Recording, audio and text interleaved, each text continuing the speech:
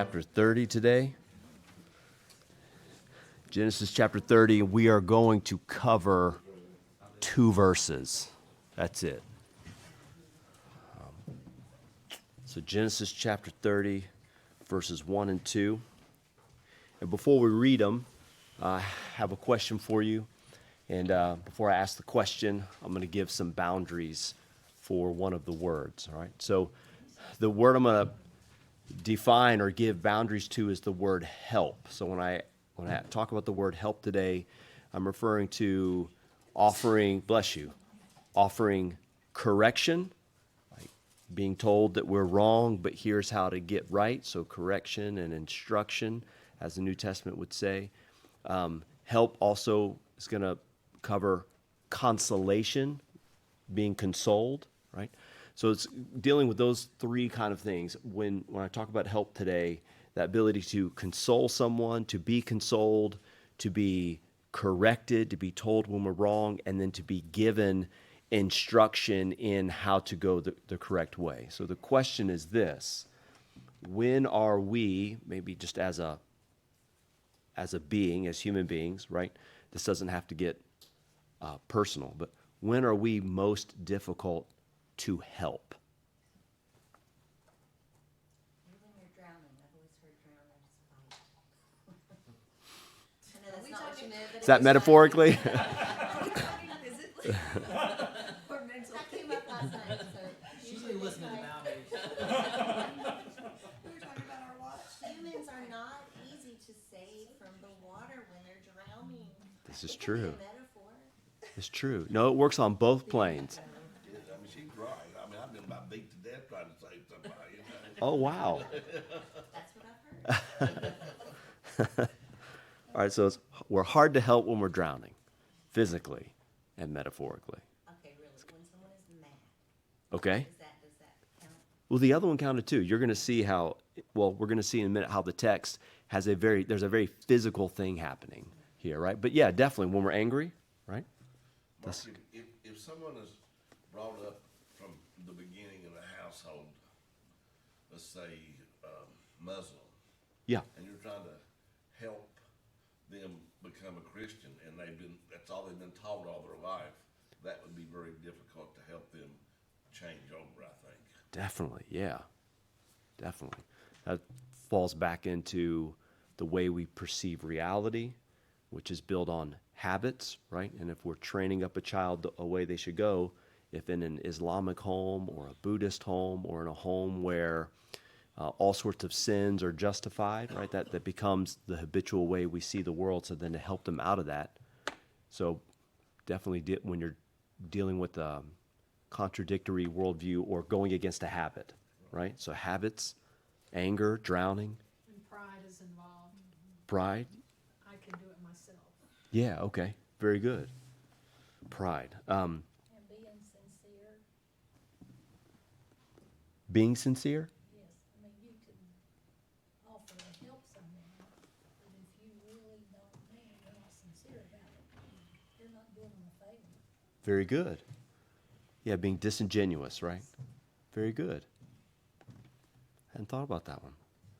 When we ultimately know that we are wrong. Maybe we know deep down we're wrong, but we don't admit it. Yeah. Right? Man, that's good. Usually on something in this category, it usually is not instantaneous either.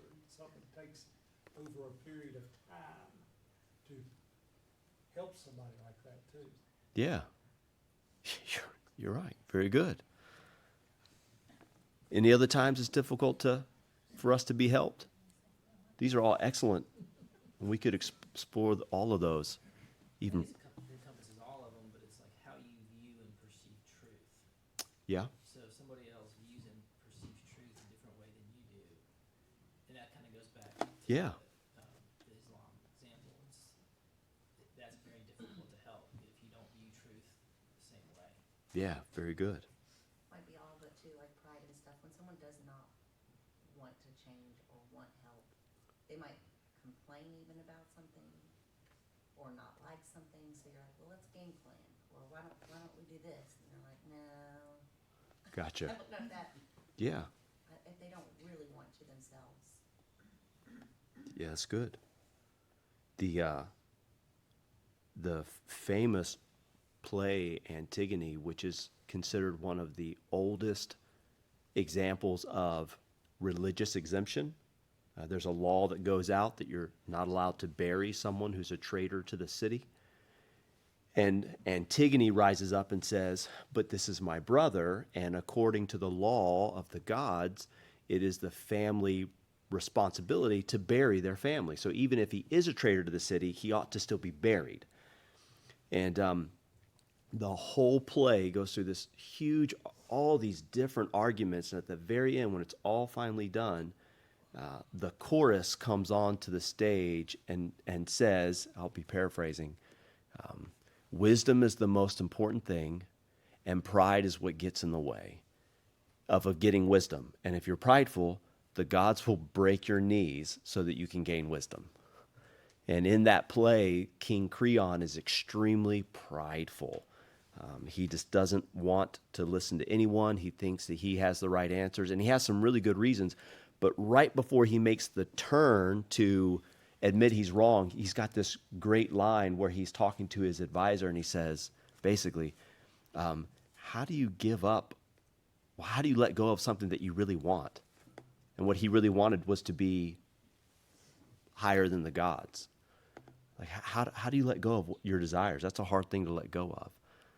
And then he was also concerned, if I do change my mind, if I admit that I'm wrong, will the people see that as a sign of weakness? A lot of fascinating things in there. I think we can also be hard to help when we've been hurt, when we have something that we are lacking in our life. And we're going to see that specifically here in a minute. When there's, I want this thing and I'm not getting this thing, and to add pain to that pain, this person gets that thing in abundance. And we're going to see that one of the most difficult times for us to be helped is when we're envious.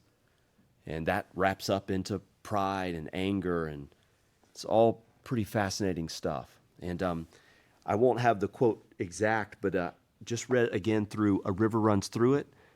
And I don't think that the movie has the line in there exactly. It might have a part of it. There's a great line in there towards the end. The father is talking to Norman, the one who tells us the story. And The River Runs Through It is very much about how do you help someone who needs help. And the father tells Norman towards the end, because they're unable to help a very important family figure. And both men are essentially just devastated that they were unable to help. And the father he says something to Norman at the end. He basically says, we often can't help people in life because we don't want to, right? We're not interested in helping them, or we don't know how to help them. We don't know how to give them the thing that they need. He said, or more often than not, we don't even have it to give. We ourselves are lacking in whatever is necessary. So when we come here to Genesis chapter 30, we're going to see a woman and a husband as well. They are in a really hard spot. And they both need help. Rachel especially needs help. And it's a hard place to be in. So Genesis chapter 30, last week we left off, Leah's just given birth to 4 sons. And she's named each of these sons in a name that that shows her interest that she'll be connected to her husband. And when Judah is finally born, she kind of sets that connection with Jacob to the side and just says, I will praise God regardless. So really good things are happening for Leah, while still this sorrow of, my husband doesn't really love me. And then we move into chapter 30. When Rachel saw that she bare Jacob no children, Rachel envied her sister and said unto Jacob, give me children, or else I die. In rabbinic tradition, it is believed that Rachel was saying, you give me a child, or I will harm myself. I will end my life. It's a big statement. And if she's And of course, if she's not saying that, she was saying, give me a child, or I'm just going to go into this perpetual state of sorrow and despair, and I will eventually just wane myself out of here. I'll be done, right? And if you will with me, go to the book of John, chapter 21.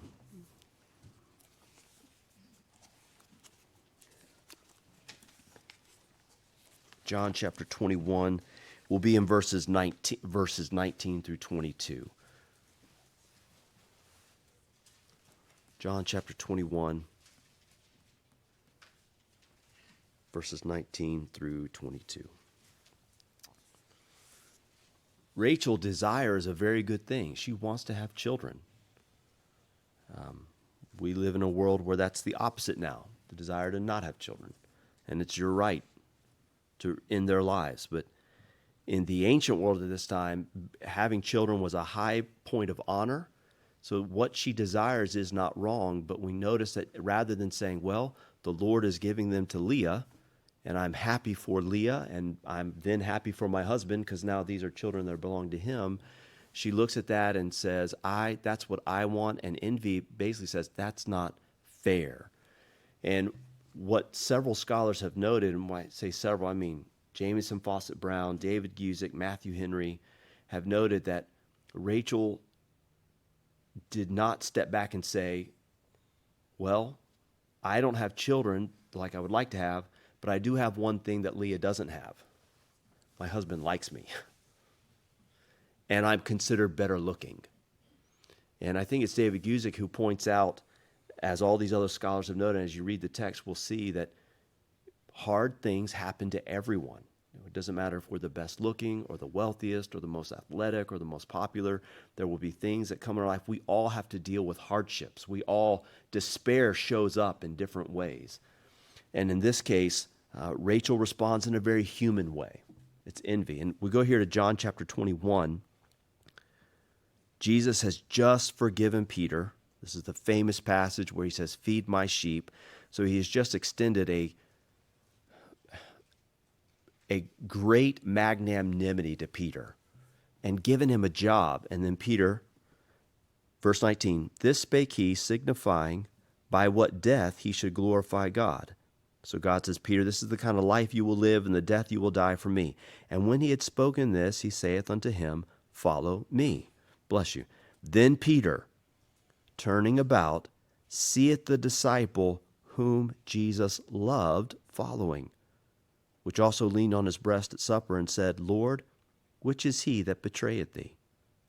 Peter, seeing John, saith to Jesus, Lord, what shall this man do? And Jesus saith unto him, if I will that he tarry till I come, what is that to thee? Follow thou me. And so we come back here to Genesis chapter 30. This life we live under the sun, we will always face hardships. And even the life we live above the sun, as the book of Revelation lays out, and elsewhere in Scripture, not all of us will have the same seats of authority and prominence. There's still going to be a hierarchy, if you will. There will still be, none of us were of the 12 tribes of Jacob. None of us are those sons. None of us are David, right? We just have to be okay with that. And this is one of the areas in which faith really comes into play, because we all have things that we want, and we have things that get in the way of our faith. And faith comes in and says, even if I don't fully understand, I will submit to the will of God, even when this is a hardship. And there's a famous Latin phrase, it's ora et labora. It means work and pray. So our life here on earth is supposed to be a life of prayer, constant prayer, but we're also supposed to work. And one of the things we've seen in these patriarchs' lives, whether it's Adam and Eve, we get into Noah, Abraham, Isaac, Jacob, these characters work. They didn't just sit back and say, well, God will provide and we will do nothing. And we're going to see something very specific in the text next week that indicates the type of agrarian, hard manual labor that Jacob had to do.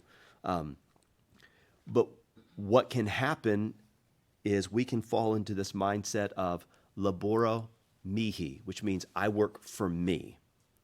And I'm borrowing from a recent interview on the podcast called First Things. The editor-in-chief of an online article called Public Discourse. He is also one of the chief operators of an institute called the Witherspoon Institute. It's a think tank up in Princeton, New Jersey, and he teaches at Princeton University from time to time. His name is R.J. Snell. He has a book that came out recently called Lost in the Chaos.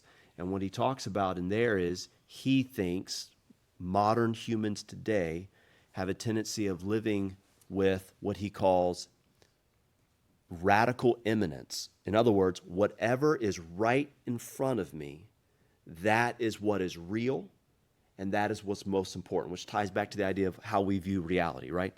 So if what is right in front of me is my appetite, if what's right in front of me is the job, if what's right in front of me is my desire for children, if what's right in front of me is whatever, then that is all that matters.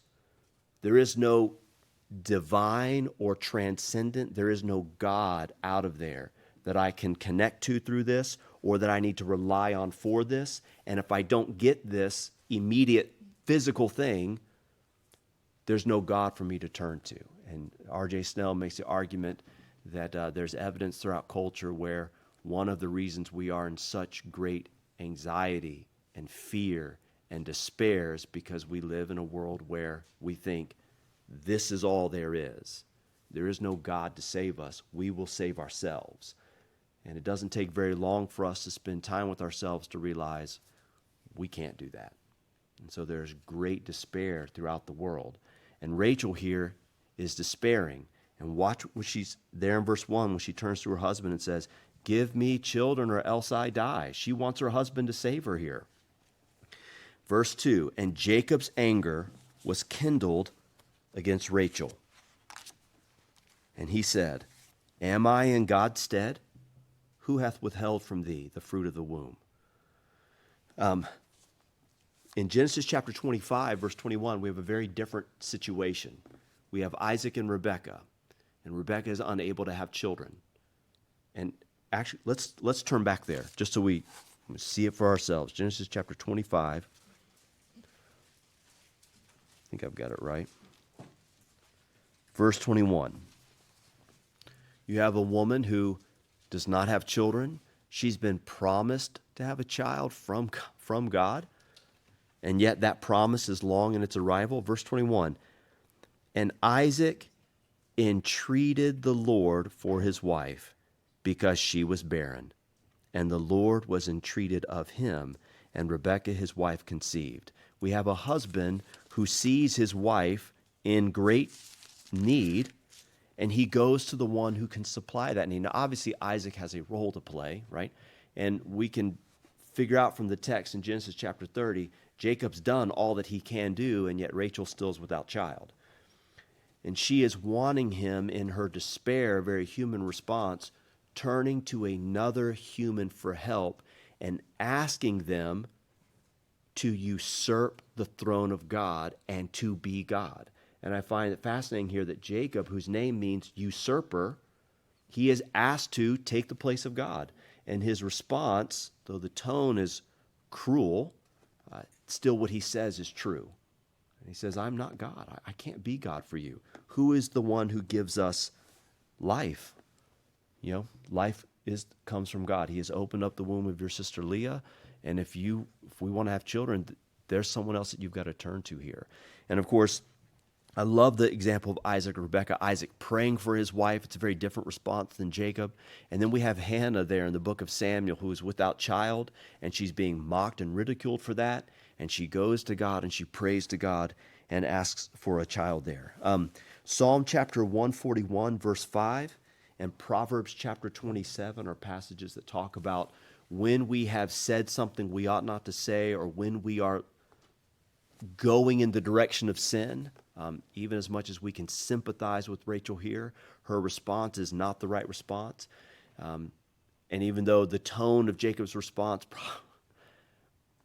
they probably slept in separate tents that night, more than likely, right? Still what he said was true. I can't be God. And Psalm 141 and Proverbs 27, verse 5 and 6 talk about Proverbs 27 is famous for faithful are the wounds of a friend, right? There are times when a true friend, a spouse who really loves us, a parent who really loves us, a friend who cares for us, will come up and say, this is the truth. And the tone that I use might not be the kindest, but it might not supposed to be, right? We can be pushed so far to such a limit. The question then becomes, how will we then respond to that? When we are in despair, when we don't have something we want, when we are starting to envy, when we're prideful, when we're fearful. There's a tremendous amount of fear going around today. I shared a podcast with Beck last night, and what I didn't tell her was, when I listened to it, I got really annoyed because the host keeps bringing up this, like, help me not be afraid, help me not be afraid, help me not be afraid. And I think he's doing it to try to be a little humorous, but I thought, man, how do you console someone who's really afraid of huge things like AI taking over the world, or China taking over our country and the world, or death? How do you console someone who's really steeped in fear, or someone who's been hurt? And Jacob's response here is very true, even though, as I think all three of the scholars I noted earlier, they all noted how it probably would have been better if he had responded in a softer tone. Or I find it fascinating the text does not record that Jacob went and prayed for his wife. I find that really fascinating as well. But he is still right to say, I am not in the place of God. Please don't come to me and ask from me. And on that note, it is an injustice for spouses to ask of each other things that only God can supply, right? And it's an injustice for us to look at the material world to think that it will satisfy us in only ways that God can satisfy. And Jacob is right to say, ultimately, we as humans don't sit in the throne of God, and it's God who's in charge ultimately. And when we come back next week, we're going to see that Rachel comes up with an idea. Here's how we can have children. It's an idea that we've seen already with Abraham and Sarah. And I'll just give one note on that. Jameson Fawcett Brown says, in regards to what they're going to do here, and a lot of this, the problems with this between Rachel, Jacob, and Leah is that he's married to more than one woman.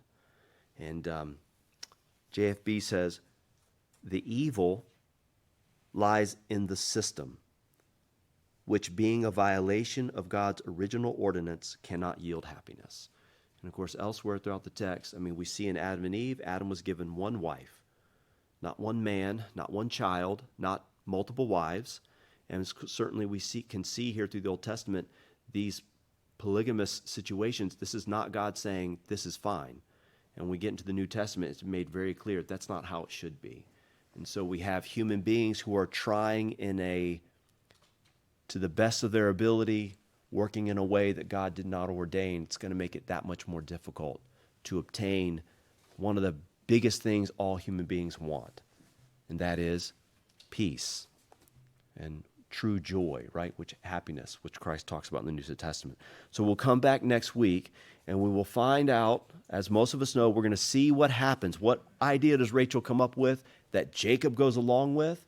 And when Rachel finally gets the thing she wants, I find her response quite fascinating, because it reveals something true about human nature. No matter what we want, when we get it, what do we normally want? More. Right now. All right? We'll come back and look at that next week. Thank you.